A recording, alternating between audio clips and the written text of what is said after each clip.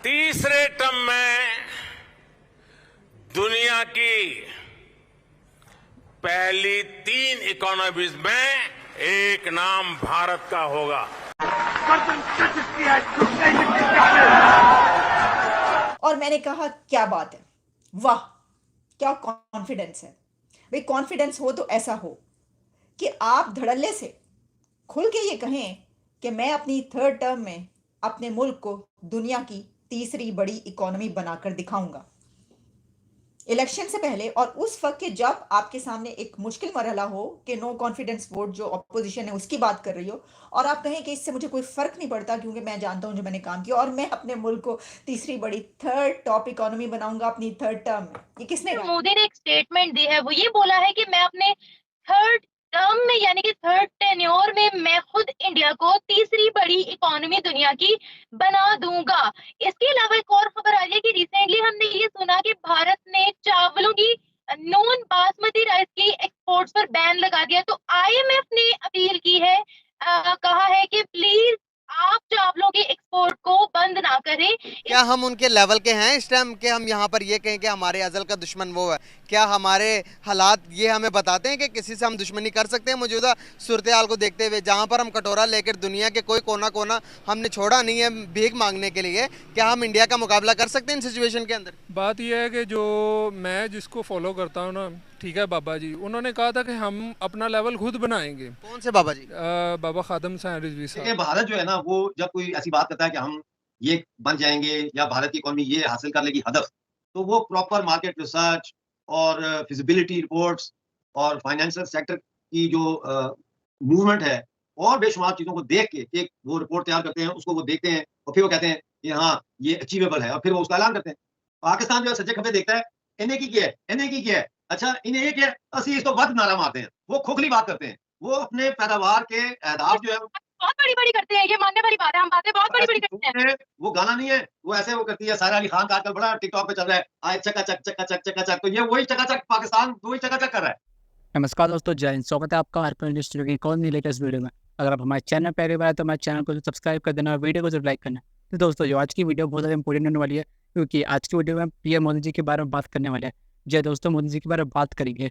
आपको पता है कि कल की जो मोदी जी की स्पीच थी, उन्होंने क्या बोला था? मोदी जी ने कहा था कि अगर मैं तीसरी बार अगर प्राइम मिनिस्टर बना तो मैं इंडिया को नंबर 3 इकोनॉमी तक लेके जाऊँगा, और वो गारंटी दे रहे हैं कि वो इंडिया को नंबर 3 तक लेके जाएंगे।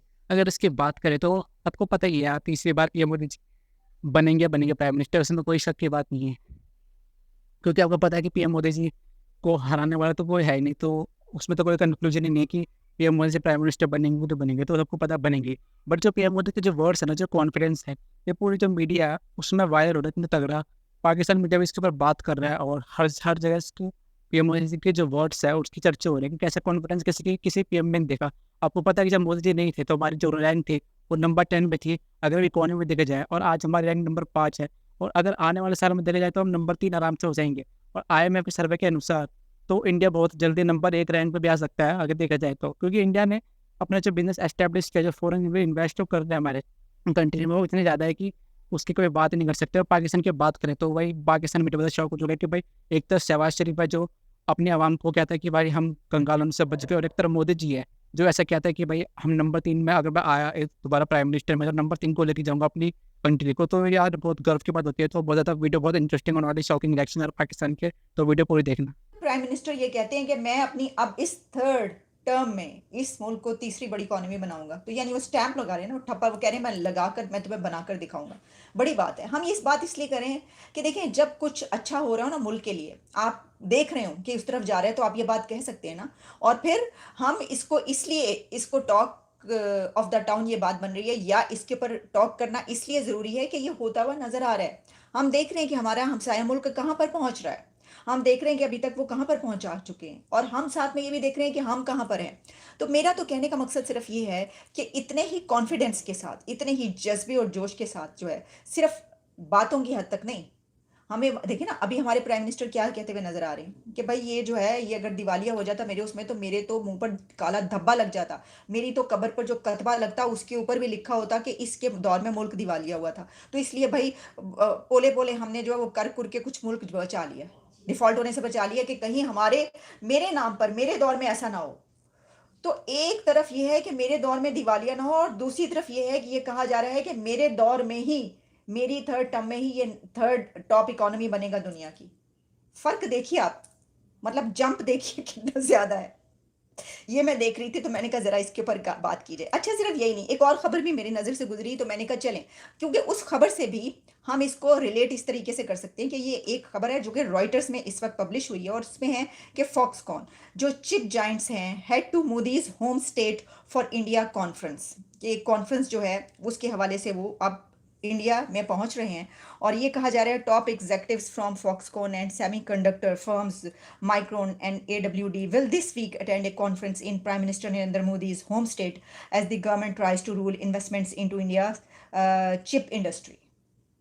ठीक है जी। अब चिप इंडस्ट्री में हम पहले ही बात कर चुके हैं कि इसमें भी कितना आगे जा रहा है हमारा जो है हमसाया मुल्क, और इस वक्त हम देख रहे हैं कि वो जो वहाँ पर कॉन्फ्रेंस होने लगी है इसके लिए, मतलब कॉन्फ्रेंसेस होना तो वहाँ पे कोई बड़ी बात ही नहीं है, डेली बेसिस से पता नहीं कितनी मीटिंग्स और कितनी कॉन्फ्रेंसेस हो रही हो। भारत की जो इकोनॉमी है वो बेसिकली इंटरनल जो इंडिया की अपनी मार्केट है उसकी वोलेटिलिटी जो है, यानी उसके अंदर जो एक स्पिन है, फोकल फॉर लोकल, यानी जो उनका था कि भाई आप लोकल चीजें खरीदें, by India, made in India, वो एक तो उसका बड़ा फायदा हुआ है।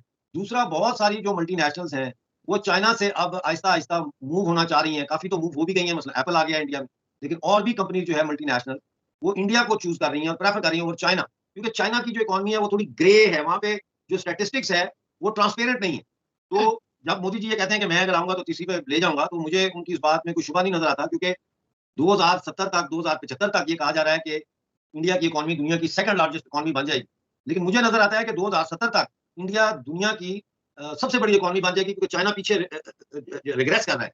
और अगर आप देखें तो चाइना की एक्सपोर्ट्स कम होती जा रही हैं, और जो चावलों के ऊपर पाबंदी लगाई है, तो ये जाहिर है कि इंसान पहले अपने घर को पूरा करता है जरूरत। आपको पता है 80 करोड़ लोगों को 2 रुपए किलो के हिसाब से चावल दिया जा रहा है, और सस्ता और फ्री भी दिया जा रहा है, तो वो पाकिस्तान का 4 गुना से भी ज्यादा आबादी बनती है। तो IMF जो कह रहा है वो इसलिए कह रहा है कि यूक्रेन जंग की वजह से यूक्रेन के अंदर जो गेहूं की पैदावार है वो बड़ी मुतासिर हुई, और एक फूड क्राइसिस पैदा हो रहा है यूरोप के अंदर। जी सर, इसी तरह की कुछ स्टेटमेंट हमारी जानिब से भी दी गई थी कि 2035 तक हम $1 ट्रिलियन की इकोनॉमी बन जाएंगे। प्राइम मिनिस्टर मोदी का जब से दौर आया हम देख रहे हैं कि वो 5वीं बड़ी ताकत बन चुके हैं। दूसरा, इंडिया ऊपर से ऊपर जा रहा है, हर चीज मेड इन इंडिया की प्रमोट हो रही है। आपको क्या लगता है कि वो लोग जो स्टेटमेंट देते हैं या हम लोग जो स्टेटमेंट देते हैं, उनके स्टेटमेंट्स में और हमारे स्टेटमेंट्स में क्या फर्क है? क्या हमने जो स्टेटमेंट दी है वो पूरी होगी, और क्या प्राइम मिनिस्टर मोदी ने जो स्टेटमेंट दी है वो उस दौरानिया तक पूरी हो जाएगी? बहुत अच्छा और बड़ा अच्छा सवाल किया आपने। अच्छा इसलिए है कि इसका जवाब बड़ा दिलचस्प है। देखिए, भारत जो है ना, वो जब कोई ऐसी बात करता है कि हम ये बन जाएंगे या भारत की इकोनॉमी ये हासिल कर लेगी हदफ, तो वो प्रॉपर मार्केट रिसर्च और फिजिबिलिटी रिपोर्ट्स और फाइनेंशियल सेक्टर की जो मूवमेंट है और बेशुमार चीजों को देख के एक वो रिपोर्ट तैयार करते हैं, उसको वो देखते हैं और फिर वो कहते हैं कि हाँ ये अचीवेबल है, और फिर वो उसका ऐलान करते हैं। पाकिस्तान जो है सज्जे खब्बे देखता है, इन्हें की क्या है, इन्हें की क्या है, अच्छा इन्हें ये क्या है, असली इस तो वक्त नारा मारते हैं, वो खोखली बात करते हैं, वो अपने पैदावार के अहदाफ जो है बहुत बड़ी-बड़ी करते हैं, ये मानने वाली बात है, हम बातें बहुत बड़ी-बड़ी करते हैं। वो गाना नहीं है, वो ऐसे वो करती है। सारा अली खान का आजकल बड़ा टिकटॉक पे चल रहा है, आए चकाचक चकाचक चकाचक, तो ये वही चकाचक, पाकिस्तान वही चकाचक कर रहा है। तो बात ये है कि हम अपना लेवल खुद बनाएंगे, ज़रूरी नहीं है कब बनाएंगे? अब 75 साल गुजर गए।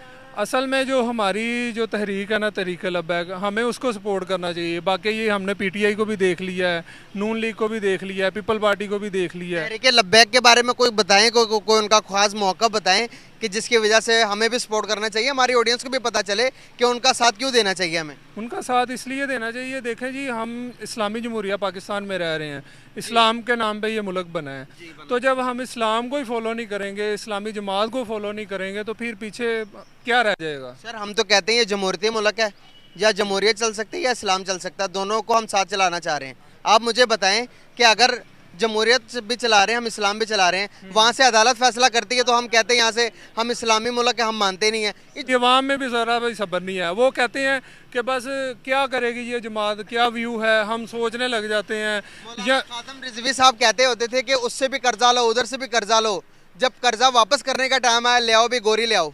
इस तरह से क्या मुल्क चल सकते हैं? नहीं, ये मुझे नहीं लगता कि ये आप अपनी तरफ से पर्सनल व्यू बना रहे हैं। मैं अपनी तरफ से बना रहा हूँ, मेरे पास ये वीडियो पड़ी हुई, मैं आपको दिखाऊं अगर उन्होंने ये कहा, मैं आपको दिखाऊं, ये उन्होंने ये कहा था कि हमें गोरों का कानून फॉलो करने से बेहतर है कि हम किसी से भीख ना मांगे। नहीं नहीं, जो मैं बात कर रहा हूँ हो रही है, महंगाई हो रही है। जो मैं बात बताई वो आप मुझे ये बताएं 75 साल में महंगाई हो रही है, हो रही है। तो महंगाई पे कंट्रोल हुआ है? तो कर्जा लेकर गोरी दिखाना ये कौन सा महंगाई का हाल है? बात ये है कि उन्होंने कहा है कि अगर हम फ्रांस के वजीरों को, सफ़ीरों को बाहर निकाल देते हैं, क्या होगा? महंगाई होगी ना। तो महंगाई तो हो रही है, अगर हम ना भीख मांगे ना कटोरा लें, महंगाई करें, कर ही जाएं।